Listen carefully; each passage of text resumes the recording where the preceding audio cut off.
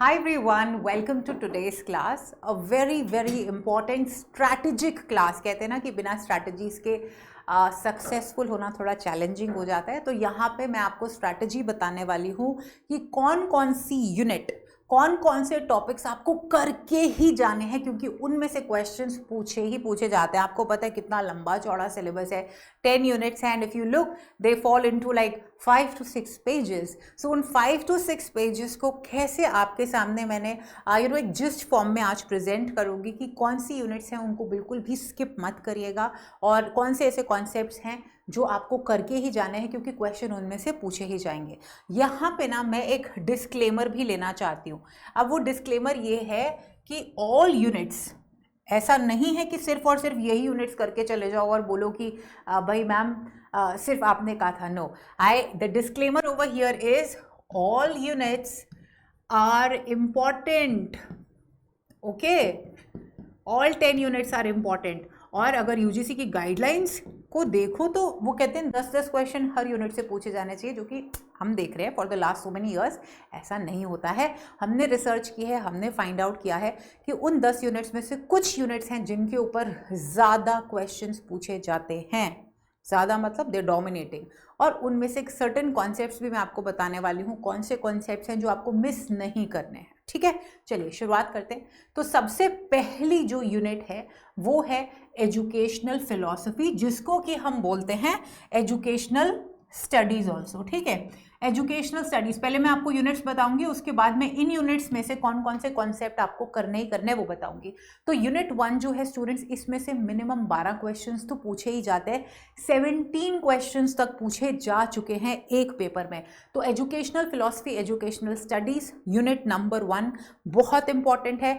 Course class में ये मैं करवा चुकी हूँ. ठीक है, इस बैच में जो बैच चल रहा है जून वाला, तो educational studies is number 1.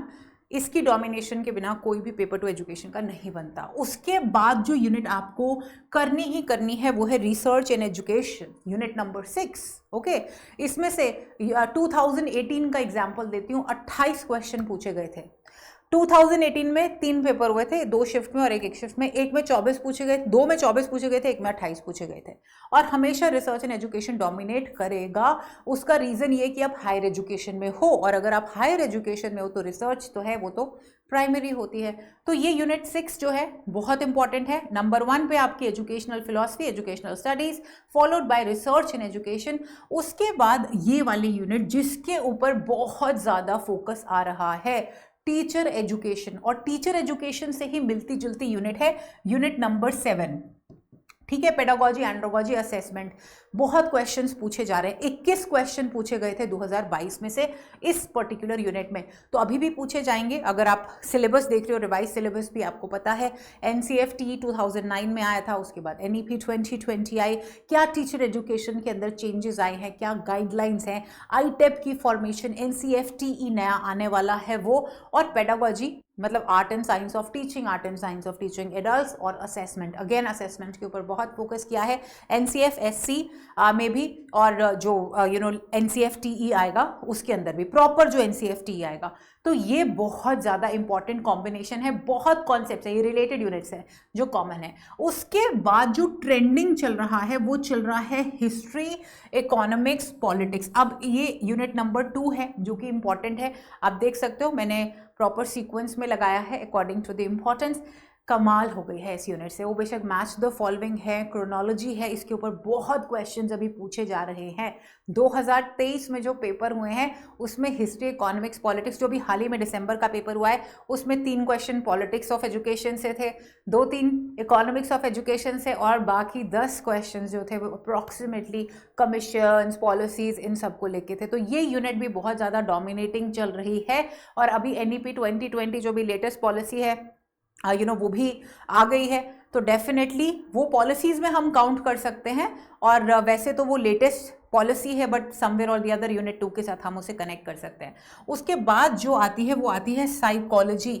Psychology जिसको कि हम लर्नर एंड लर्निंग प्रोसेस कहते हैं, ये यूनिट नंबर 3 है. ये यूनिट नंबर 3 है जिसको आप देख सकते हो, जो कि बहुत इंपॉर्टेंट यूनिट है. इसके अंदर कौन से टॉपिक्स हैं वो आपको मैं नेक्स्ट स्लाइड में बताती हूँ. और उसके बाद है इंक्लूसिव एजुकेशन. ये है स्पेलिंग्स, इंक्लूसिव एजुकेशन, जो कि आपकी यूनिट नंबर 10 है। तो इंक्लूसिव एजुकेशन के अंदर वो बेशक RPWD एक्ट हो, डिफरेंट टाइप्स ऑफ डिसेबिलिटीज़ हो, इंक्लूशन का concept again national education policy 2020 में बहुत फोकस पे किया गया है, बहुत सारी अमेंडमेंट्स भी आई हैं, प्रोविजंस भी आई हैं वो, और technology in education. Technology in education में एज सच बहुत ज़्यादा क्वेश्चंस नहीं पूछे जा रहे हैं, बट इसके अंदर जो लेटेस्ट इनोवेशंस हैं वो इसके ऊपर पूछे जाते हैं। तो चलिए अब मैं आपको इन्हीं यूनिट्स में से कौन कौन से कॉन्सेप्ट स्टूडेंट्स हैं जो आपको मिस नहीं करने हैं, इनमें से क्वेश्चन आएगा ही आएगा, ठीक है।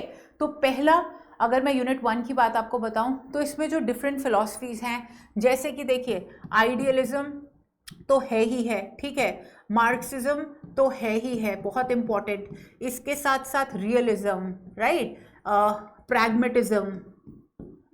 प्रैग्मेटिज्म हो गया, और एग्जिस्टेंशियलिज्म हो गया, नेचुरलिज्म हो गया, और इसके बाद जो इंडियन स्कूल्स ऑफ फिलॉसफी हैं जिसके अंदर सांख्य, वेदांत, योग philosophy, Buddhism, Jainism and Islam, तो ये तो आपके सिलेबस के अंदर है, ये करनी ही करनी है। कोर्स में मैं ऑलरेडी बहुत डिटेल में करा चुकी हूँ, ये आपके टॉपिक्स हैं। और अगर मैं थिंकर्स की बात करूँ तो आपके पास 6 थिंकर्स हैं, इंडियन थिंकर्स, जिसके अंदर जिदू कृष्णमूर्ति के ऊपर 3 क्वेश्चन पूछे गए थे अभी जून वाले एग्जाम में। तो जिदू कृष्णमूर्ति है Indian and western thinkers, right, there are 6 Indian thinkers in your syllabus and there are 3 western thinkers.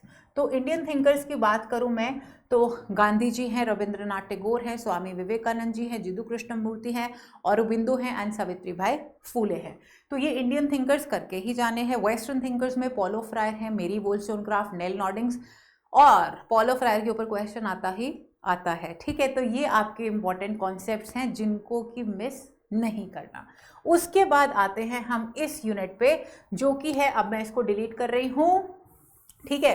अब हम रिसर्च वाली यूनिट पे आते हैं। तो जब हम रिसर्च की बात करते हैं ना, तो सबसे इंपॉर्टेंट है कि इसके अंदर टाइप्स ऑफ रिसर्च के बारे में आपको पता होना चाहिए। कि देखिए टाइप्स ऑफ रिसर्च जो है वो अकॉर्डिंग टू इंटेंट होती है, ठीक है। जैसे फॉर एग्जांपल अगर आप इंटेंट की बात करो तो उसके अंदर फंडामेंटल, जिसको कि आप प्योर रिसर्च भी कहते हो, बेसिक रिसर्च भी कहते हो, तो ये अप्लाइड और एक्शन रिसर्च, राइट, अप्लाइड, और ये हो गया आपके इंटेंट के बेस के ऊपर। और इसके अलावा जो रिसर्च डिज़ाइंस हैं, रिसर्च डिज़ाइन के अंदर कौन कौन से आते हैं? रिसर्च डिज़ाइन के अंदर descriptive research, experimental research, historical research. Historical research के अलग 4 टाइप्स। एक्सपेरिमेंटल रिसर्च की बात करूँ तो 3 मेन टाइप्स जो है इसके अंदर होती है।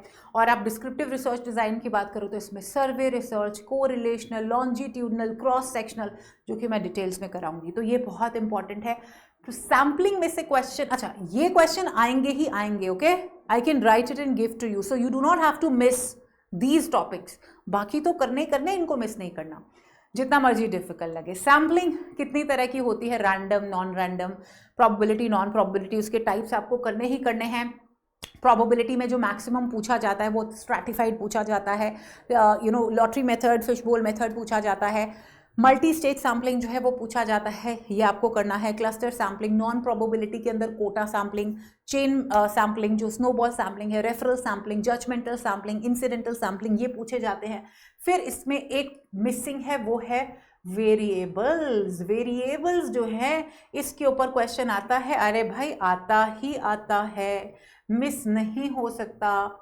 वेरिएबल्स कौन सी तरह के होते हैं? हाँ, इंडिपेंडेंट वेरिएबल, डिपेंडेंट वेरिएबल।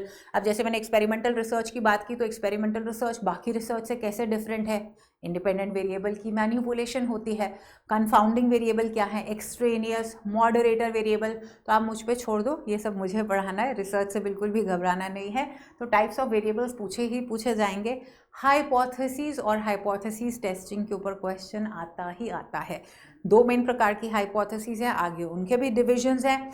उसके बाद डिस्क्रिप्टिव स्टैट्स में आता ही आता है मेन क्वेश्चन, और इन्फरेंशियल जिसके अंदर parametric test, non parametric test जो है इनके ऊपर क्वेश्चन आता है। एक और चीज़ लिख लो, टाइप ऑफ स्केल्स के ऊपर क्वेश्चन आएगा ही आएगा। दिख रहा होगा ग्रीन पेन से आपको, नहीं तो मैं पेन चेंज कर देती हूँ। तो टाइप ऑफ स्केल्स के ऊपर क्वेश्चन आएगा ही आएगा। तो अब हम आते हैं लर्नर एंड लर्निंग प्रोसेस, जो आपकी यूनिट नंबर 3 है, उसमें से कौन से क्वेश्चन आते हैं। तो स्टूडेंट्स जो डिफरेंट डिफरेंट स्कूल्स हैं साइकोलॉजी के, जिसके अंदर बिहेवियरिस्टिक स्कूल, कंस्ट्रक्टिविस्ट, कॉग्निटिविस्ट, जेस्टॉल्टिस्ट, ये सारे के सारे आपको करने ही करने।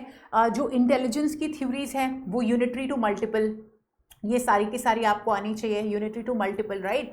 और जो आपकी पर्सनालिटी थ्योरीज है उसके अंदर आपकी बेशक फ्राइड की थ्योरी हो, यंग की थ्योरी हो, यंग जिसको आप कहते हो, ये आपको पता ही होना चाहिए। इसके अलावा जो काउंसलिंग जो है उसके ऊपर क्वेश्चन आते हैं कि काउंसलिंग की कौन कौन सी थ्योरीज हैं, काउंसलिंग के कौन से टाइप्स हैं, डायरेक्टिव, नॉन डायरेक्टिव, इक्लेक्टिव, ये है इंपॉर्टेंट। फिर आते हैं हम हिस्ट्री, इकोनॉमिक्स और पॉलिटिक्स ऑफ एजुकेशन। तो आपको मैं बता रही हूँ कोठारी कमीशन के ऊपर इनडायरेक्टली क्वेश्चन आता है। एनपी 1968, एनपी 1986, 92 में रिवाइज हुई, इसके ऊपर आता है जस्टिस वर्मा कमेटी, जो कि टीचर एजुकेशन की अभी तक इकलौती ऐसी फोकस कमेटी है। इसके ऊपर कभी टैगलाइन पूछेंगे, कभी इसका ईयर पूछ लेते हैं, कभी चेयरपर्सन पूछ लेते हैं, तो ये आएगा ही आएगा। कौन कौन सी पॉलिसी अभी न्यू जो नेशनल एजुकेशन पॉलिसी है 2020, इसके ऊपर क्वेश्चन पूछे जाएंगे। Different different Yashpal committee, higher education, school education, करना ही करना। तो ये थोड़ा सा याद करने वाला कॉन्सेप्ट होता है, ये तो अभी तक आप सीख के कर लेते हो ना, मतलब लर्निंग इसमें ज़्यादा, इसके अंदर मेमोराइजेशन ज़्यादा है। उसके बाद जो इम्पॉर्टेंट कॉन्सेप्ट है करिकुलम के अंदर, तो अभी हमने 2023 में मार्च में देखा था कि करिकुलम के मॉडल्स के ऊपर बहुत ज़्यादा क्वेश्चन आए थे। तो हम एक्सपेक्ट भी कर रहे हैं कि अभी कॉन्टेम्प्रेरी मॉडल्स के ऊपर क्वेश्चन आएंगे। तो जो भी ट्रेडिशनल मॉडल्स हैं, कॉन्टेम्प्रेरी मॉडल ऑफ करिकुलम है, करिकुलम के इवैल्यूएशन कैसे करनी है, कौन से मॉडल्स होते हैं, ये बहुत इंपॉर्टेंट है।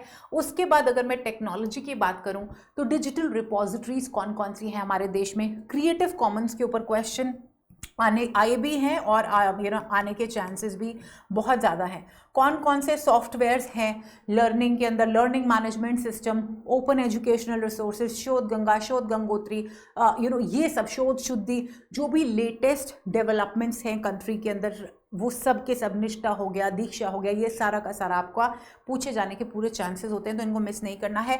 इंक्लूसिव एजुकेशन की बात करूं तो आरपीडब्ल्यूडी जो एक्ट है उसके अंदर जो 21 डिसेबिलिटीज़ हैं, नाम पता होना चाहिए। इसके अलावा डिसेबिलिटीज़ की जो टर्मिनोलॉजी होती है, कौन सी डिसेबिलिटी क्या मतलब है, आपको ये पता होना चाहिए। इंक्लूजन के डिफरेंट डिफरेंट मॉडल्स क्या हैं, आपको ये पता होने चाहिए। कौन कौन से प्रोविजंस दिए जाते हैं इंक्लूजन के लिए, आपको वो पता होना चाहिए। यूएनसीआरपीडी के ऊपर क्वेश्चन आता है, आईसीएफ फ्रेमवर्क के ऊपर जो है वो क्वेश्चन आता ही आता है। तो ये इंपॉर्टेंट कॉन्सेप्ट्स हैं जिनके बिना क्वेश्चन पेपर नहीं बनता। सो आप इंश्योर करिए कि आप ये कॉन्सेप्ट्स बिल्कुल भी मिस मत करिए। कोर्स क्लासेस में हम यूनिट 1 से तो शुरू कर ही चुके हैं। So important concepts, questions will definitely be asked. So I hope this session has been useful to you and ensure that you do these questions, students, not just for June 2024 but for December also and for the coming exams also, because these are the basics of education. And not just that, even for my students who have cracked their JRF, who have cracked their NET exam and they have to appear for their PhD interviews, or they have to appear for their assistant professors written exams, entrance exams, or they have to appear for interviews, इनके बिना कोई question नहीं पूछा जाता। Questions इन्हीं topics के इर्द गिर्द ही पूछे जाते हैं। So ensure that you keep studying and keep learning. Take care, I will see you soon, bye bye.